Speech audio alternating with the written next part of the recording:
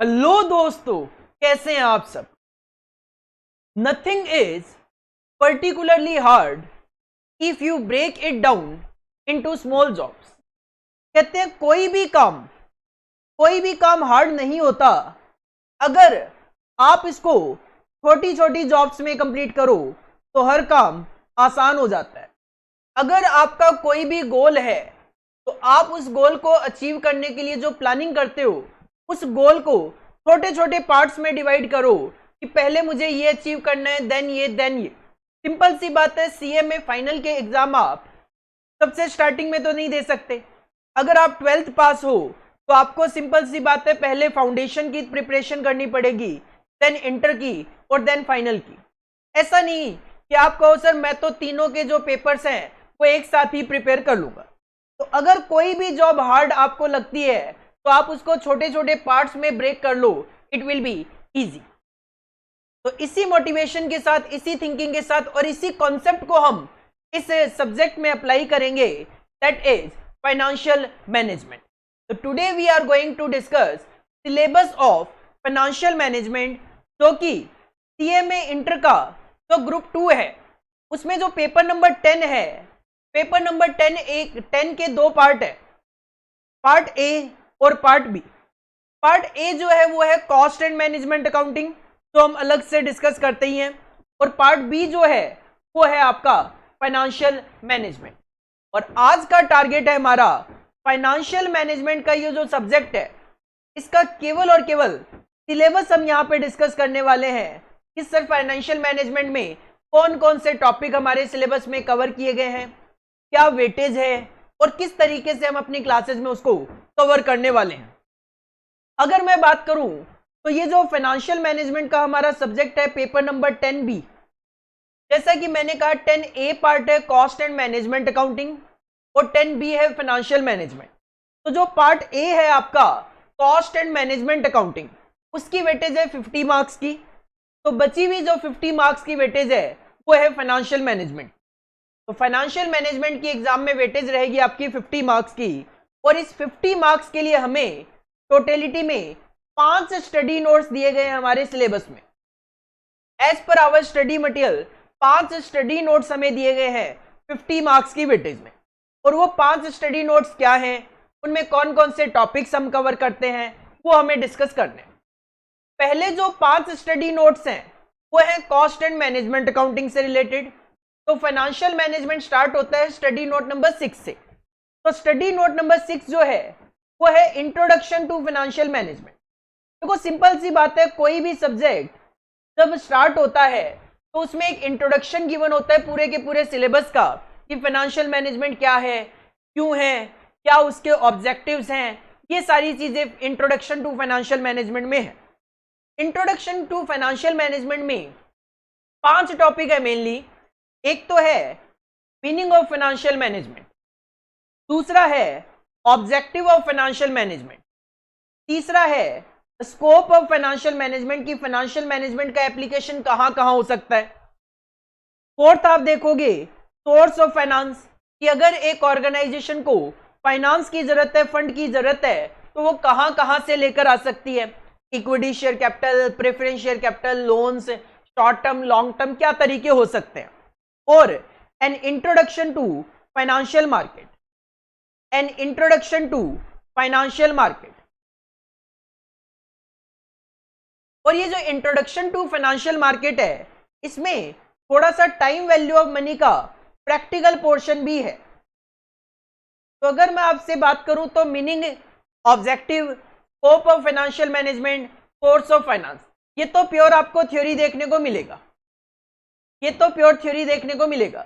But introduction to financial market के part में time value of money का एक प्रैक्टिकल कॉन्सेप्ट भी गिवन है, तो आप फाउंडेशन लेवल पे मैथमेटिक्स एंड स्टैटिस्टिक्स में थोड़ा बहुत देखकर आते हो।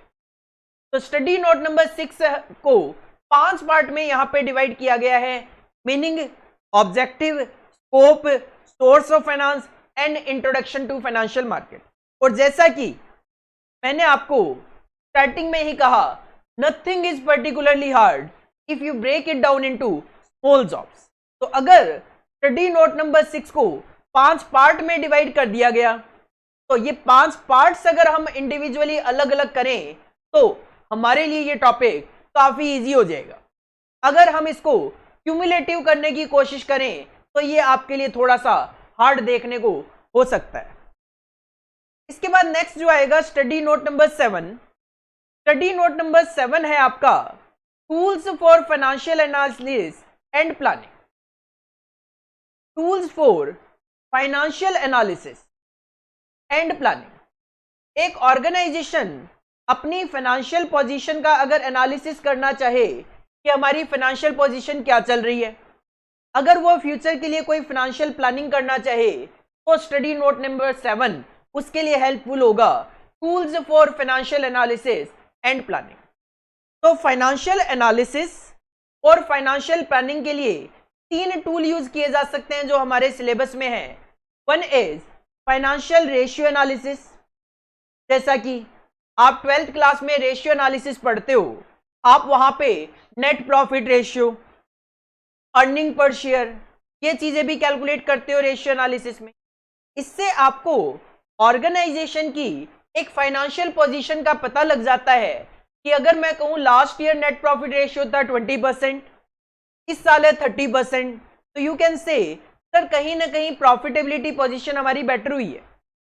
Earning per share last year 2 रुपए था, इस साल 3 रुपए हो गया, तो you can say sir earning per share company का बड़ा है, कंपनी की फाइनेंशियल पोजीशन बेटर हुई है। तो फाइनेंशियल एनालिसिस और प्लानिंग के लिए एक तो रेशियो एनालिसिस यूज किया जा सकता है, इसके अलावा फंड फ्लो का एनालिसिस यूज किया जा सकता है कि हमारे पास फंड कहां से आ रहा है, फंड कहां हमने यूटिलाइज किया है अपना, तो उससे आपको एक आइडिया लग जाएगा कि आपने फंड कहां से रेज किया, उसको कहां यूटिलाइज कर रहे हो, प्रॉपरली यूटिलाइजेशन हो रहा है कि नहीं हो रहा, वो आपको फंड फ्लो एनालिसिस से आइडिया लग सकता है। और एक है cash flow analysis. Cash flow analysis is nothing, आप लोग जो कैश फ्लो स्टेटमेंट पढ़ते हो बस वही कैश फ्लो एनालिसिस है। कहां से कितना कैश आया, कहां पे हमने कितना कैश खर्च किया, इससे आपको अपनी एक कैश पोजीशन भी पता चल जाएगी। तो स्टडी नोट नंबर 7 जो है tools for financial analysis and planning, इसको हम 3 पार्ट में डिस्कस करते हैं। One is ratio analysis, then fund flow analysis and one is cash flow analysis. इसके बाद जो नेक्स्ट स्टडी नोट आता है study note number 8, that is working capital management. Working capital, आप सबको आइडिया होगा वर्किंग कैपिटल क्या होता है। Sir day to day business को ऑपरेट करने के लिए जिस कैपिटल की जरूरत होती है, डे टू डे बिजनेस को ऑपरेट करने के लिए तो हम कैपिटल इन्वेस्ट करते हैं अपने बिजनेस में, that is known as working capital. अब उस वर्किंग कैपिटल को हमें करना होता है मैनेज। वर्किंग कैपिटल क्या है sir? Working capital is nothing, आप सबको आइडिया होता है sir working capital is equal to current assets minus current liability. Working capital is equal to current assets minus current liability. तो सर करंट एसेट्स में क्या क्या आता है? सर करंट एसेट्स में नॉर्मली कैश आ जाता है, इन्वेंट्री आ जाते हैं, डेटर्स आ जाते हैं, ये चीजें आ जाती है। तो वर्किंग कैपिटल आपको अगर मैनेज करना है, अगर आपको करंट एसेट्स मैनेज करना है तो you have to manage the inventory, inventory management topic देखना है। You have to manage the debtors, तो अपने को debtors management that is receivable management देखना है। कैश, तो सर कैश मैनेजमेंट देखना है। एक ऑर्गेनाइजेशन ये जानना चाहती है कि मुझे कितना पैसा वर्किंग कैपिटल में इन्वेस्टमेंट करने के लिए चाहिए। अगर मैं डे टू डे बिजनेस को ऑपरेट करने के लिए वर्किंग कैपिटल बिजनेस में लगा रहा हूं, इन्वेस्ट कर रहा हूं, तो एक ऑर्गेनाइजेशन जानना चाहती है कितना पैसा इन्वेस्ट करना पड़ेगा। अगर आपको वो जानना है तो वर्किंग कैपिटल मैनेजमेंट में फाइनेंसिंग ऑफ वर्किंग कैपिटल हमें सीखना पड़ेगा कि वर्किंग कैपिटल में फाइनेंसिंग जो है कितना पैसा इन्वेस्ट करना है अपने को। इसके अलावा 2 टॉपिक आप और देख रहे हो, determinant of credit policy and evaluation of credit policy. देखो डिटर्मिनेंट ऑफ क्रेडिट पॉलिसी और evaluation of credit policy. Credit policy sir माल उधार देना, ये क्या है? क्रेडिट पॉलिसी ही तो है। मैं कस्टमर को 20 दिन का उधार माल दूं या फिर 40 दिन के लिए माल उधार दूं, ये क्या है? Credit policy. तो क्रेडिट पॉलिसी को डिसाइड करते वक्त कौन कौन से फैक्टर आपको ध्यान में रखने हैं, वो आ जाएंगे डिटर्मिनेंट ऑफ क्रेडिट पॉलिसी में। और सर 20 दिन का क्रेडिट पीरियड अलाउ करूं कि 40 दिन का, जब आप ऑप्शंस को इवेल्युएट करेंगे तो वो कवर हो जाएगा evaluation of credit policy. Actual में management of receivables, determinant of credit policy and evaluation of credit policy, ये तीनों ही पार्ट रिसीवेबल से रिलेटेड या डेटर से रिलेटेड ही है कि हमें अपने कस्टमर को उधार माल देते वक्त कौन कौन से फैक्टर को ध्यान में रखना चाहिए, कितने अमाउंट का उधार देना चाहिए, कितने दिन के लिए उधार देना चाहिए, इस सारा का सारा पोर्शन एक ही होता है जिसको हम यहाँ पे थ्योरेटिकली प्रैक्टिकली अलग अलग पार्ट में डिस्कस करते हैं। स्टडी नोट नंबर 7 जो था, अगर मैं इसमें बात करूं तो ratio analysis, fund flow analysis, cash flow analysis, तीनों ही प्रैक्टिकल पॉइंट ऑफ व्यू से पोर्शन होता है। हालांकि किस टॉपिक में से एग्जाम में थ्योरी क्वेश्चन आता है, किसमें से प्रैक्टिकल क्वेश्चन आता है, वो अभी मैं आपको थोड़ी देर में बताने वाला हूं। वर्किंग कैपिटल मैनेजमेंट की बात करूं, वर्किंग कैपिटल मैनेजमेंट फाइनेंसिंग जो है वो प्रैक्टिकल होता है। इन्वेंट्री मैनेजमेंट होने को तो प्रैक्टिकल होता है, बट आपके सिलेबस में ये थ्योरेटिकल गिवन है। और ये जो मैनेजमेंट ऑफ रिसीवेबल है वैसे ये प्रैक्टिकली होता है, बट ये आपके थ्योरी गिवन है। डिटर्मिनेंट भी आपके सिलेबस में थ्योरी गिवन है। इवेल्युएशन ऑफ क्रेडिट पॉलिसी आपके प्रैक्टिकल गिवन है, और कैश मैनेजमेंट जो है ये भी प्रैक्टिकल पॉइंट ऑफ व्यू से गिवन है। तो ये मैं आपको स्टडी मटेरियल के अकॉर्डिंगली बता रहा हूं कि कौन से टॉपिक में थ्योरेटिकल पोर्शन है और कौन से में प्रैक्टिकल पोर्शन है। एग्जाम में किसमें से प्रैक्टिकल आता है, किसमें से थ्योरी आता है, वो मैं आपको अभी बताऊंगा। इसके बाद स्टडी नोट नंबर 9 पे जब हम मूव करते हैं तो इसका नाम रखा गया है cost of capital, capital structure theories, dividend decisions और लीवरेज एनालिसिस। एक्चुअल में ये अलग अलग चैप्टर्स हैं जिनको एक ही स्टडी नोट नंबर 9 में यहां पे रखा गया है। कॉस्ट ऑफ कैपिटल, जब ऑर्गेनाइजेशन मार्केट से फंड रेज करती है, जब ऑर्गेनाइजेशन यहां पे सोर्स ऑफ फाइनेंस की बात करती है, मार्केट से फंड रेज करती है, तो वो ये जानना चाहती है कि अगर मैं मार्केट में इक्विटी शेयर कैपिटल इश्यू करके फंड रेज करूं तो क्या कॉस्ट होगी, अगर मैं लोन लेकर आऊं मार्केट से क्या कॉस्ट होगी, कितना इंटरेस्ट वगैरह मुझे पे करना पड़ेगा। वो जब हम कैलकुलेशन करते हैं तो उसको बोला गया है कॉस्ट ऑफ कैपिटल। तो कॉस्ट ऑफ कैपिटल का हमारे पास एक पूरा का पूरा चैप्टर है जिसमें हम meaning of cost of capital discuss करेंगे और साथ में कॉस्ट ऑफ कैपिटल कैलकुलेट करना भी सीखेंगे। प्रैक्टिकल पॉइंट ऑफ व्यू से ये हमारे सिलेबस में गिवन है। इसके बाद नेक्स्ट जो है कैपिटल स्ट्रक्चर थ्योरीज। नाम से तो लगता है कि ये थ्योरी टॉपिक है, बट एक्चुअल में ऐसा नहीं है। कैपिटल स्ट्रक्चर थ्योरीज, थ्योरीज कह दो चाहे अप्रोचेज कह दो, एक ही बात है। थ्योरीज कह दो, अप्रोचेज कह दो, मेथड्स कह दो, ये सब एक ही बात होती है। Capital structure approaches, capital structure theories में एक ऑर्गेनाइजेशन ये डिसाइड करने की कोशिश करती है कि अगर मुझे चाहिए 1 करोड़ रुपए, तो जरूरी तो नहीं है कि सारा का सारा 1 करोड़ रुपए का मैं इक्विटी शेयर कैपिटल इश्यू करूं।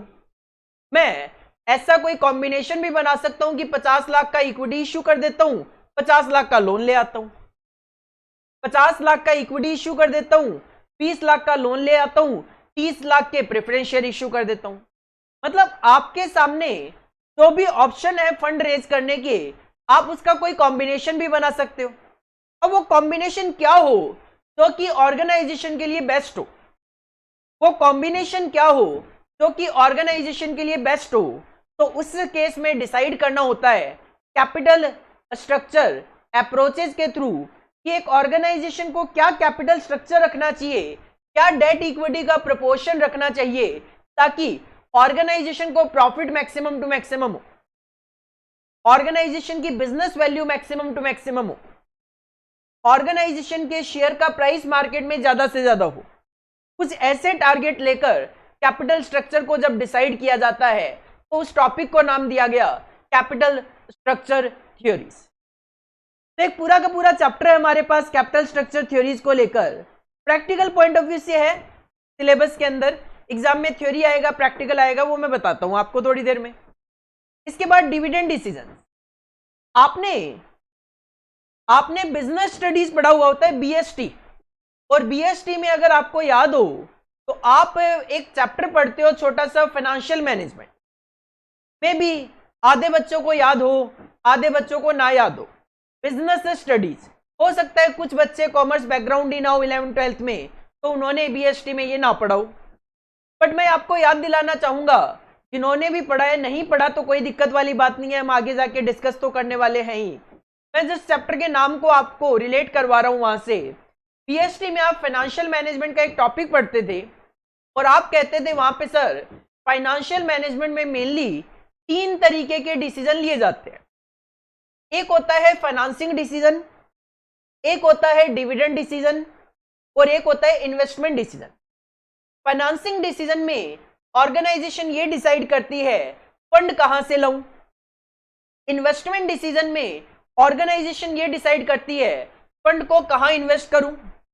और डिविडेंड डिसीजन में ऑर्गेनाइजेशन ये डिसाइड करती है कि मैंने जो कमाया उसमें से कितना पोर्शन एज ए डिविडेंड दे दूं। तो डिविडेंड डिसीजन में ऑर्गेनाइजेशन ये डिसाइड करने की कोशिश करती है कि हमने जो कमाया उसमें से कितना पोर्शन हमें एज ए डिविडेंड देना चाहिए। तो उसके लिए भी हमारे पास एक पूरा का पूरा अलग से चैप्टर है, that is dividend policy. Dividend policy, और चैप्टर के नाम के हिसाब से मैं बात करूं तो लीवरेज एनालिसिस। लीवरेज एनालिसिस जो है, लीवरेज का मतलब होता है प्रॉफिट, तो यहां पे हम लीवरेज एनालिसिस में प्रॉफिट और रिस्क को एनालाइज करते हैं कि हमारी क्या रिस्क बढ़ती है, किस लेवल पे क्या प्रॉफिट हो सकते हैं हमें। तो हम यहाँ पे रिस्क और प्रॉफिट को एनालाइज करने की कोशिश करते हैं in the case of leverage analysis. तो लीवरेज का डिक्शनरी मीनिंग प्रॉफिट, तो प्रॉफिट और रिस्क का क्या रिलेशन है वो हम यहाँ पे लीवरेज के अंदर डिस्कस करते हैं। ये भी प्रैक्टिकली आपको देखने को मिलेगा, डिविडेंड भी प्रैक्टिकली देखने को मिलेगा। इसके अलावा आपको एक अलग से चैप्टर जो कि टॉपिक के नाम में नहीं है बट चैप्टर है, पार्ट है, EBIT EPS, that is in difference point और लेवल, ये भी आपको देखने को मिलेगा। इसमें हम ये देखते हैं कि ईबीआईटी और ईपीएस का क्या रिलेशन है। ईबीआईटी और ईपीएस का रिलेशन किस सेंस में देखेंगे, फंड रेज करने की सेंस में देखते हैं कि अगर मैं इक्विटी से फंड रेज करके आऊं तो ईपीएस पे क्या इंपैक्ट आएगा, अगर मैं लोन लेकर आऊं तो अर्निंग पर शेयर पे क्या इंपैक्ट आएगा। ये चीजें हम डिसाइड करने की कोशिश करेंगे ईबीआईटी ईपीएस और इनडिफरेंस पॉइंट और इनडिफरेंस लेवल के टॉपिक में। ये भी आपको प्रैक्टिकली देखने को मिल जाएगा। तो these are the 5 parts in study note number 9। और लास्ट जो स्टडी नोट नंबर गिवन है हमारे सिलेबस में, that is study note number 10, जिसका नाम है capital budgeting investment decision. Actual में इन्वेस्टमेंट डिसीजन की एक टेक्निक का नाम है कैपिटल बजटिंग, कि हमारे पास जो कैपिटल है उसका एक बजट बनाना कि भाई कहां पे पैसा इन्वेस्ट किया जाए ताकि ऑर्गेनाइजेशन को प्रॉफिट मैक्सिमम टू मैक्सिमम देखने को मिले। इस टॉपिक को आपके सिलेबस के अकॉर्डिंगली कुछ पार्ट्स में डिवाइड किया गया है। जैसे पहले पार्ट में कैपिटल बस्टिंग का मीनिंग वगैरह गिवन है, देन बताया गया है कि कैपिटल बस्टिंग डिसीजन हमें क्यों लेने पड़ते हैं, क्या जरूरत है कैपिटल बस्टिंग डिसीजन लेने की, कैपिटल बस्टिंग डिसीजन की इंपॉर्टेंस क्या है एक ऑर्गेनाइजेशन के लिए, what is the significance of it, process क्या होती है कैपिटल बस्टिंग डिसीजन लेने की, कोई भी कैपिटल एक्सपेंडिचर पे कंट्रोल कैसे किया जाए, और जो कि मोस्ट इंपॉर्टेंट पार्ट है लास्ट वन, इन्वेस्टमेंट का क्राइटेरिया क्या होगा, जिसमें हमें मेथड्स ऑफ अप्रेजल गिवन है कि अगर आपको ये डिसाइड करना है कि इस पर्टिकुलर प्रोजेक्ट में पैसा इन्वेस्ट करना चाहिए या नहीं करना चाहिए, या आपके सामने 2 ऑप्शन है और यू हैव टू डिसाइड कि सर किस में पैसा इन्वेस्ट करना चाहिए, तो हमारे पास यहाँ पे काफी सारे मेथड्स ऑफ अप्रेजल गिवन है जिनको अप्लाई करके वी कैन डिसाइड कि सर किस प्रोजेक्ट में पैसा इन्वेस्ट करना चाहिए, पैसा इन्वेस्ट करना भी चाहिए कि नहीं करना चाहिए। तो आपको ये जो लास्ट पार्ट है ये तो प्रैक्टिकल देखने को मिलेगा, बाकी ये जो पार्ट है ये सारे के सारे आपको थियोरिटिकल देखने को मिलेंगे। तो ये 5 स्टडी नोट्स हैं, दिखने में 5 हैं, बट अगर मैं चैप्टर वाइज बात करूं तो ये 15 से कम नहीं है। और अगर मैं थ्योरेटिकल पार्ट्स को भी यहाँ पे एक एक कंसीडर करके चलूं तो 20-25 से भी अबव चले जा सकते हैं। तो ये 5 स्टडी नोट्स हैं। मैंने ये तो बता दिया स्टडी नोट के नाम क्या है, इसमें कौन कौन से पार्ट कवर किए गए हैं। साथ में अब मैं बता देता हूं कि एग्जाम पॉइंट ऑफ व्यू से इसकी क्या रेलिवेंसी है, किस टॉपिक की क्या इंपॉर्टेंस है, और किसमें से थ्योरी और किसमें से नॉर्मली एग्जाम में प्रैक्टिकल क्वेश्चन पूछा जा सकता है। तो फाइनेंशियल मैनेजमेंट की वेटेज है 50 मार्क्स, टोटल 5 स्टडी नोट्स हैं, स्टडी नोट नंबर 6 से लेकर 10 तक। जैसा कि मैंने आपको अभी अभी नाम बताए, तो स्टडी नोट नंबर 6 में 5 पोर्शन करके गिवन है, 5 टॉपिक गिवन है हमारे सिलेबस में। Meaning, objective, scope of financial management, sources of finance, introduction to financial market. Sir meaning theory है, आपसे एग्जाम में पूछा जा सकता है मीनिंग से रिलेटेड। अभी तक अगर मैं पास्ट पेपर्स की बात करूं, जितने भी हमारे पेपर्स हुए हैं न्यू सिलेबस के अकॉर्डिंगली, 0 to 1 मार्क्स। मतलब इस मीनिंग में से कभी कभार क्वेश्चन नहीं भी पूछा जाता, और पूछा गया है तो मैक्सिमम टू मैक्सिमम 1 नंबर का क्वेश्चन पूछा गया, इससे ज्यादा नहीं। और जब मैंने बोल दिया 1 नंबर का क्वेश्चन, इसका मतलब हमारे सिलेबस में जो एमसीक्यू पोर्शन आता है उसमें आप इसमें से एक क्वेश्चन एक्सपेक्ट कर सकते हो। ऑब्जेक्टिव्स ऑफ फाइनेंशियल मैनेजमेंट की मैं बात करूं तो थ्योरी है, प्योर थ्योरी है, कोई भी प्रैक्टिकल पोर्शन नहीं बनता। 1 से 2 नंबर की वेटेज आप एक्सपेक्ट कर सकते हो। जब मैं आपको कहता हूं 1 से 2 नंबर, इसका मतलब हर बार ये एग्जाम में क्वेश्चन पूछा गया है, कम से कम 1 नंबर का क्वेश्चन पूछा गया है सिंगल एग्जाम में, और ज्यादा से ज्यादा 2 नंबर का क्वेश्चन। अब जब 1 से 2 नंबर की मैं बात कर रहा हूं तो अगेन ये एमसीक्यू पोर्शन में ही पूछा जाता है, क्योंकि जो बड़े क्वेश्चन आते हैं वो तो हमारे 6 नंबर, 8 नंबर, 10 नंबर इस तरीके से आते हैं, और जो 4 नंबर में आते हैं वो थ्योरेटिकली शॉर्ट नोट आते हैं। तो 1, 2 या 3 नंबर तक अगर कोई क्वेश्चन है तो you can say sir MCQ portion में क्वेश्चन पूछा जाता है। स्कोप ऑफ फाइनेंशियल मैनेजमेंट की बात करूं, थ्योरी पोर्शन है, और 0 to 1 मार्क्स इसकी वेटेज है। 0 मतलब कई बार क्वेश्चन एग्जाम में नहीं भी पूछा जाता, और मैक्सिमम टू मैक्सिमम मैंने 1 नंबर का एमसीक्यू देखा है एग्जाम में। सोर्सेज ऑफ फाइनेंस की बात करूं तो है तो theory, minimum to minimum 2 number के क्वेश्चन आपको एग्जाम में देखने को मिल जाते हैं, और मैक्सिमम टू मैक्सिमम 4 नंबर। जब मैं कहता हूं 2 नंबर तक के क्वेश्चन देखने को मिल जाते हैं, मतलब एमसीक्यू में पूछा जा सकता है, और जब 4 नंबर मैं कहता हूं तो शॉर्ट नोट भी पूछा जा सकता है।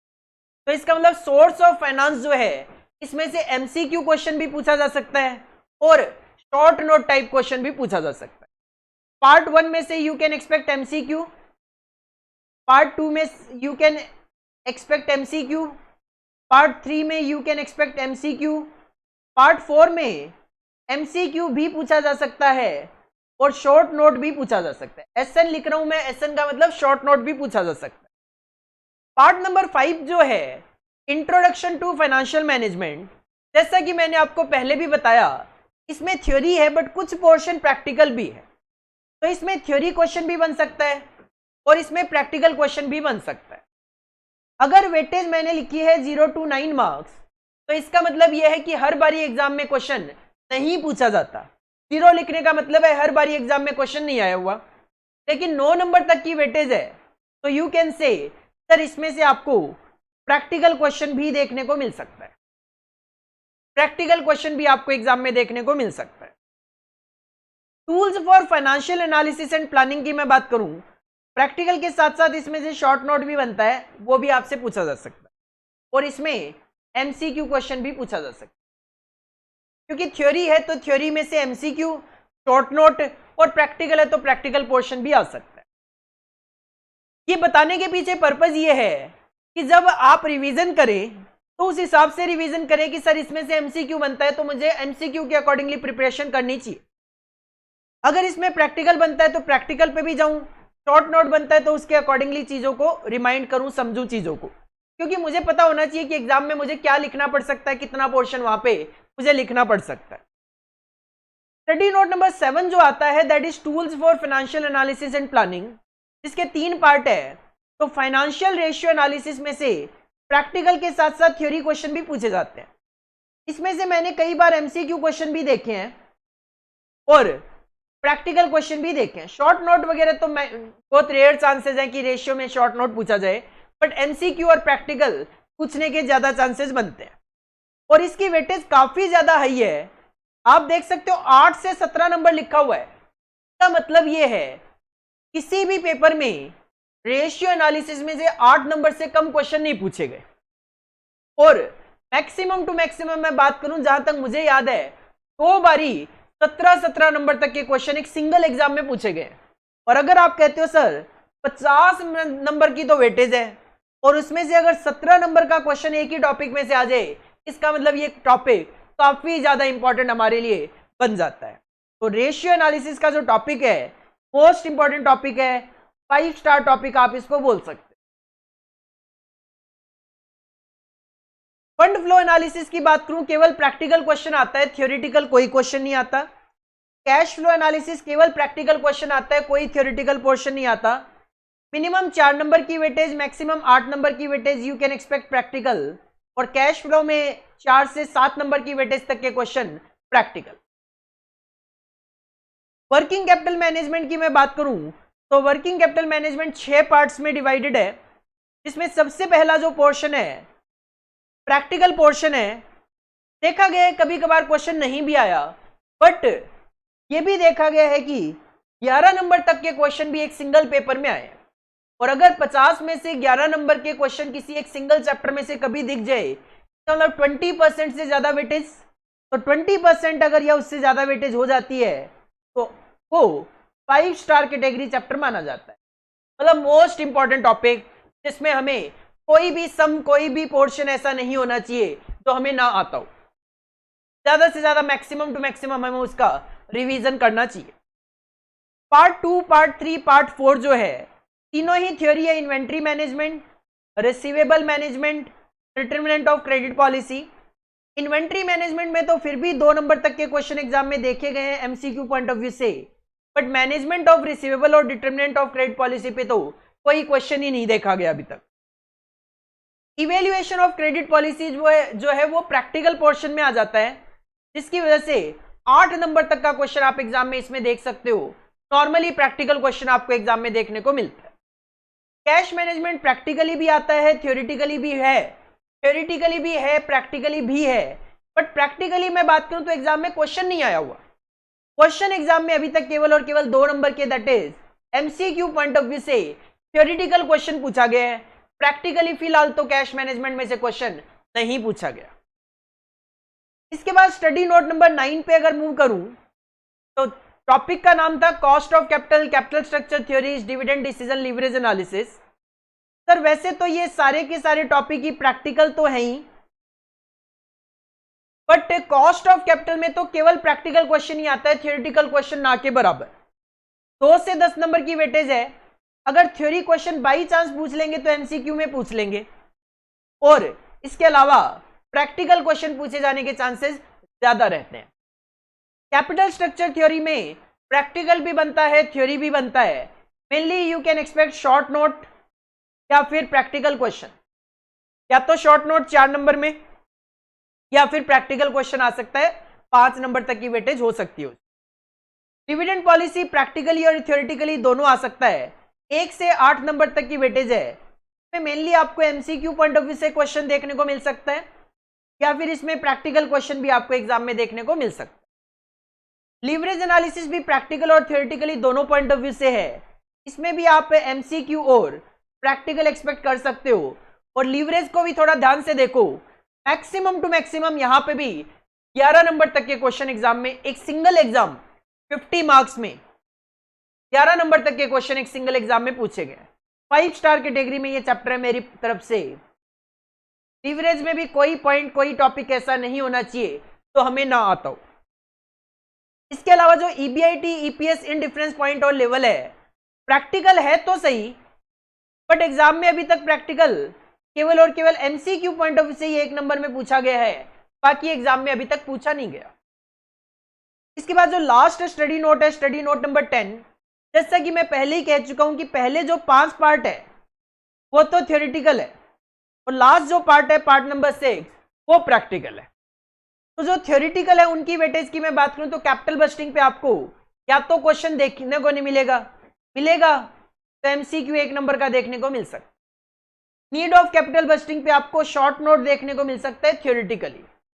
Significance of capital budgeting decision, process of capital budgeting, control for capital expenditure, कोई क्वेश्चन एग्जाम में अभी तक नहीं पूछा गया। और इन्वेस्टमेंट क्राइटेरिया प्रैक्टिकल आप देख सकते हो, मिनिमम 6 है और मैक्सिमम 11 है। मतलब हर एग्जाम में कम से कम 6 नंबर का क्वेश्चन तो आया हुआ ही है, और मैक्सिमम टू मैक्सिमम अगर मैं जाऊं 11 नंबर तक के क्वेश्चन एक सिंगल एग्जाम में पूछे गए। तो 5 स्टार कैटेगरी में अगेन ये चैप्टर आ जाता है हमारा। तो इसका मतलब सर 4 चैप्टर जो है काफी ज्यादा इंपॉर्टेंट है, 4 टॉपिक्स जो है वो काफी ज्यादा इंपॉर्टेंट है। और वो कौन कौन से टॉपिक है सर? एक तो है फाइनेंशियल रेशियो एनालिसिस, उसके बाद आता है नंबर 4 टॉपिक है, एक तो है फाइनेंशियल रेशियो एनालिसिस, एक है working capital management, financing of working capital sir, इसके बाद आता है लीवरेज एनालिसिस, और एक आता है investment criteria, methods of appraisal. Most important chapter है, 5 स्टार कैटेगरी है, जिसपे अपने को सबसे ज्यादा ध्यान देना है।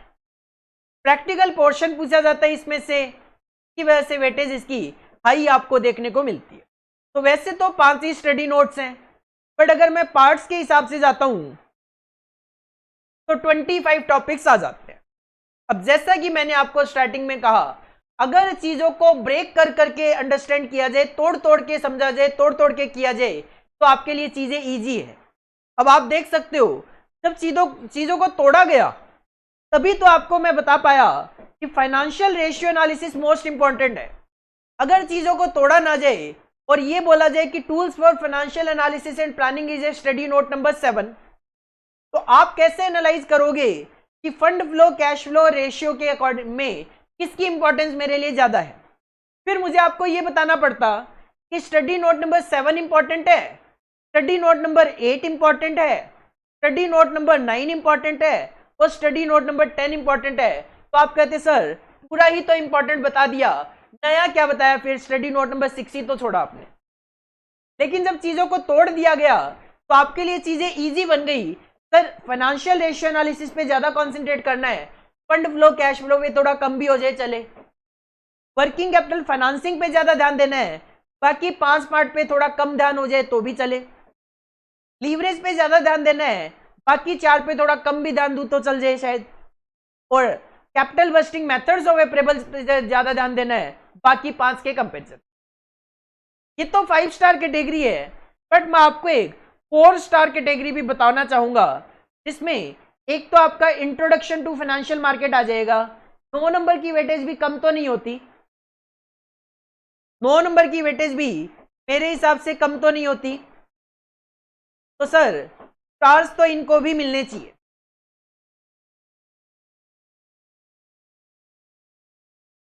तो मैं आपको एक सेकंड इंपॉर्टेंट कैटेगरी और बता रहा हूं, दैट इज 4 स्टार कैटेगरी, जो कि 5 स्टार से कम है बट बाकी टॉपिक से ज्यादा इंपॉर्टेंट है।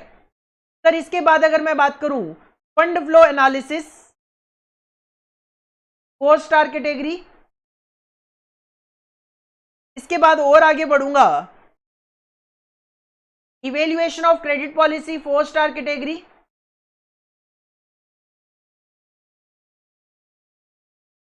इसके बाद और आगे बढ़ता हूं सर, एक 5 स्टार कैटेगरी में एक टॉपिक और डालना चाहूंगा, और वो है कॉस्ट ऑफ कैपिटल का। कॉस्ट ऑफ कैपिटल का चैप्टर भी मैं 5 स्टार कैटेगरी में डालना चाहूंगा। 10 मार्क्स तक के क्वेश्चन है इसमें से, जो कि मुझसे स्किप हो गया। इसके अलावा 4 स्टार कैटेगरी में मैं डालना चाहूंगा एक और चैप्टर, डिविडेंड पॉलिसी, 4 स्टार।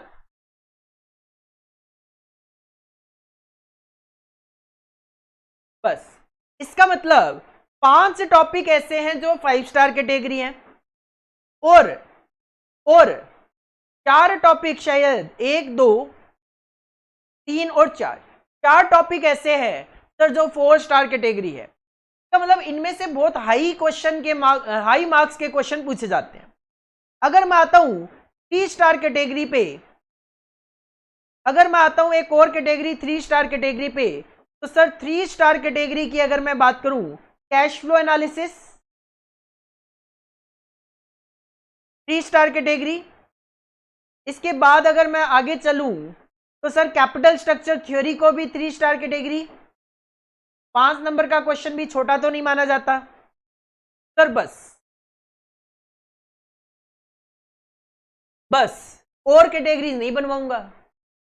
कितने टॉपिक है टोटलिटी में सर? 5 3 8 और 4 12, तो 14, 5 19 और 6 25। अगर इसकी मैं बात करूं 25 में से 5 टॉपिक तो most important 5 star category, 4 topic हो गए 4 स्टार कैटेगरी, और 3 स्टार कैटेगरी में आपके 2 टॉपिक हो गए। तो इसका मतलब 25 में से 11 टॉपिक ऐसे हैं जिन पे बहुत ज्यादा ध्यान देने की जरूरत है, जिन पे बहुत ज्यादा ध्यान देने की आपको जरूरत है। क्यों सर? क्योंकि इसमें से हाई वेटेज क्वेश्चन एग्जाम में पूछे जाते हैं, हाई मार्क्स के क्वेश्चन एग्जाम में पूछे जाते हैं। जैसे अगर मैं बात करूं तो इनमें से कम मैं बात करूं जो मैंने कैटेगरीज बताई सर, ये इसमें तो 0 भी है, बट रेशियो एनालिसिस में 8 नंबर कम से कम है, फंड फ्लो में 4 नंबर कम से कम है, कैश फ्लो में 4 नंबर कम से कम है, 8 4 12 और 4 16। इसके बाद ये टॉपिक कभी नहीं भी पूछा गया 16, ये भी कभी ऐसा हुआ है कि नहीं पूछा गया। 2 नंबर ये 18, ये हुआ है कभी नहीं पूछा गया। एक 19, एक 20 और 6 26। मतलब 50% पेपर 26 नंबर, 50 में से 26, 50 में से 26, मतलब आधा पेपर 50% पेपर तो आपका इसमें से पूछा ही पूछा जाएगा। और 50 भी नहीं, मैं आपको बोलता हूं 75% से ऊपर पेपर आपका इन टॉपिक में से आता है। 75% से ऊपर आपका पेपर 5 स्टार 4 स्टार और 3 स्टार कैटेगरी जो मैंने बताई है इसमें से आता है। तो एग्जाम टाइम पे, रिवीजन के टाइम पे आपको ये जो स्लाइड्स है 4 स्टार 5 स्टार 3 स्टार कैटेगरी, इसकी बहुत ज्यादा जरूरत पड़ने वाली है। आज पहली क्लास में मे भी आपको ये लगे कि हमें इसकी क्या जरूरत है, नो डाउट आपको अभी तो जरूरत नहीं है, बट एग्जाम से पहले जब रिवीजन की बात आएगी तो हर बच्चा पूछता है हमसे सर इंपॉर्टेंट टॉपिक्स बता दो। बेटा क्यों उस टाइम का वेट करना इंपॉर्टेंट टॉपिक्स, आपको मैं फर्स्ट क्लास में क्लियर कर रहा हूं कौन से टॉपिक ज्यादा इंपॉर्टेंट है। तो this is the most important 2 slides जो कि आपको एग्जाम टाइम पे सबसे ज्यादा जरूरत पड़ने वाली है। और इसके बाद अगर मैं बात करूं तो हमारे कुछ बेस्ट रिजल्ट्स हैं। लास्ट अटेम्प्ट में ही अगर मैं बात करूं, सोनू राजरवाल के 95 मार्क्स आए थे पेपर नंबर 10 में, कॉस्ट एफएम का जो पेपर है उसके अंदर। इसके अलावा और भी अच्छे अच्छे मार्क्स हैं जो कि स्टूडेंट्स ने यहाँ पे लाए हुए हैं। काफी सारे स्टूडेंट है, बहुत सारे स्टूडेंट्स मिसिंग भी है। और लास्ट लाइन जो है, this is the most important, most motivational for you. Sir आपने अगर ध्यान देखा हो पहला पेज, यहाँ पे फर्स्ट लाइन जो है वो मैंने ब्लैंक छोड़ी हुई है। किस लिए? आपके लिए। First row is waiting for your name, wishing you all the best. Simple सी बात है, पहली लाइन आपके नाम का वेट कर रही है और मैं वेट कर रहा हूं कब आपका मेरे पास मैसेज और कॉल आए कि सर मेरे 100 आउट ऑफ 100 मार्क्स आए हैं कॉस्ट एफएम में।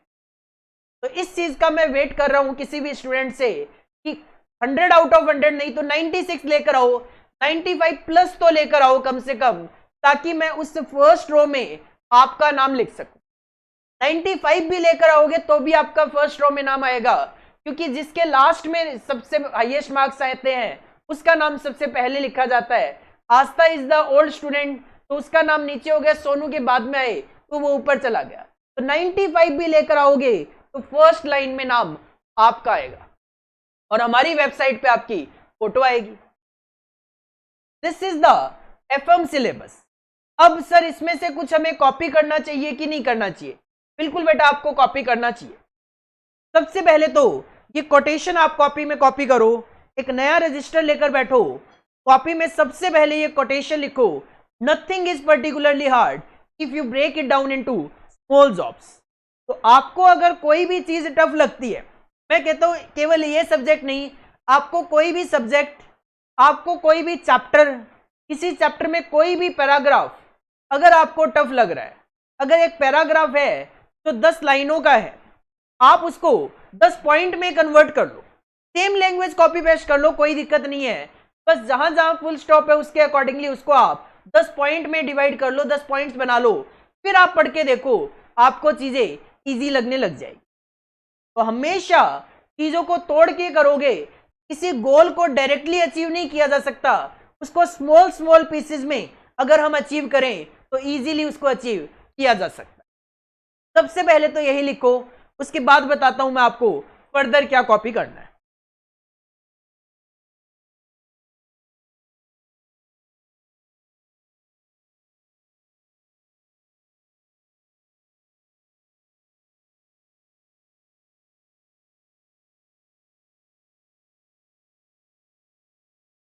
इसके बाद अपनी कॉपी में हेडिंग पुट कर लो, सीएमए इंटर,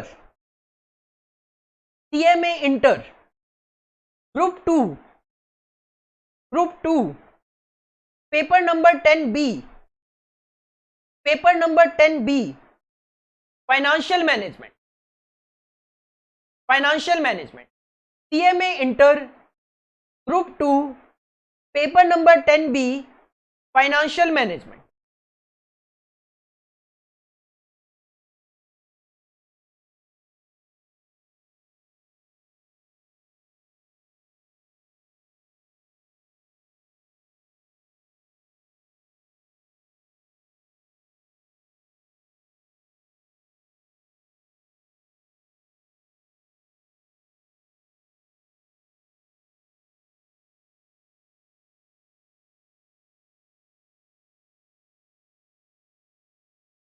इसके बाद ये सब कॉपी करने की आपको जरूरत नहीं है, ये जो 2 स्लाइड्स लास्ट में है इनको आपने कॉपी करना है, जिसमें आपको ये भी कॉपी करना है। सबसे पहले तो आप यही कॉपी कर लीजिए कि फाइनेंशियल मैनेजमेंट की वेटेज है 50 मार्क्स, 5 स्टडी नोट्स इसमें कवर्ड हैं, और उसके बाद ये सारा का सारा आपने कॉपी करना है।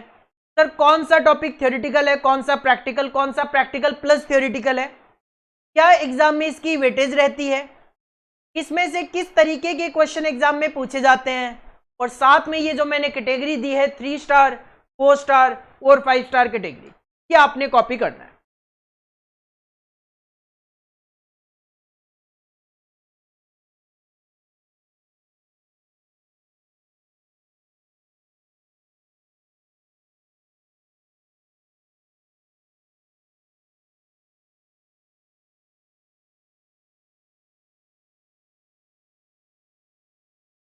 वीडियो को पॉज करके कॉपी कर सकते हो।